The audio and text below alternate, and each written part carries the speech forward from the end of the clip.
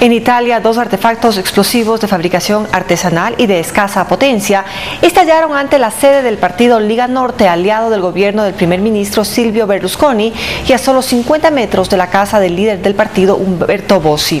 La detonación no causó heridos, aunque sí daños en la fachada del edificio. Además, hubo una falsa alarma de bomba en la Embajada de Estados Unidos ante la Santa Sede en Roma. En menos de una semana, se han encontrado artefactos explosivos en las sedes diplomáticas de Suiza, Chile y Grecia.